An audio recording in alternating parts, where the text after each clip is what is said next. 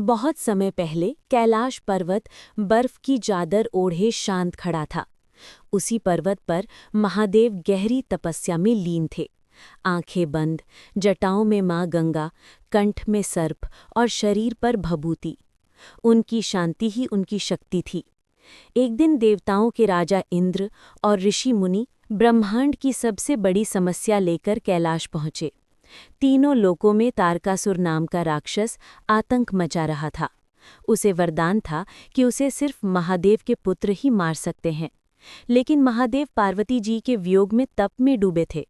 देवताओं ने देखा कि बिना शिव पार्वती के मिलन के तारकासुर को हराया नहीं जा सकता। सबने मिलकर उपाय सोचा। देवताओं ने कामदेव को भेजा ताकि वे प्रेम के बाण से महादेव को समाधि से बाहर लाएं। कामदेव कैलाश पहुंचा। हवा ठहर गई, बर्फ पिघलने लगी। उसने अपना प्रेम बाण छोड़ा और वो सीधा महादेव के हृदय को छू गया। महादेव ने आंखें खोली, ध्यान टूटा और कामदेव को अपने सामने देखकर क्रोध में अपना तीसरा नेत्र खोल दिया। अग्नि की लपटों में कामदेव भस्म हो गया। ये देख पार्वती जी दुखी हुईं, पर उन्होंने हार नहीं मानी। उन्होंने वर्षों तक कठोर तप किया, नदी किनारे, जंगलों में, कड़ी धूप में, सिर्फ अपने आराध्य शिव को पाने के लिए।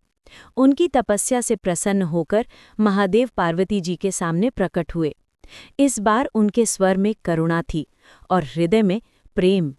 उन्होंने पार्वती जी का समर्पण, धैर्य और भक्ति देखकर उन्हें वरण कर लिया। दोनों का विवाह दिव्य उत्सव की तरह हुआ। देवता, गंधर्व, ऋषि सभी ने आशीष दिया। कुछ समय बाद उन्हीं के पुत्र कार्तिकेय ने तारकासुर का वध कर तीनों लोकों को शांति दिलाई। और इसी तरह महादेव ने संसार को सिखाया, भक्ति, धैर्य और समर्पण से असंभव भी संभव हो जाता है और प्रेम हमेशा तपस्या की अग्नि में निखर कर ही दिव्य बनता है।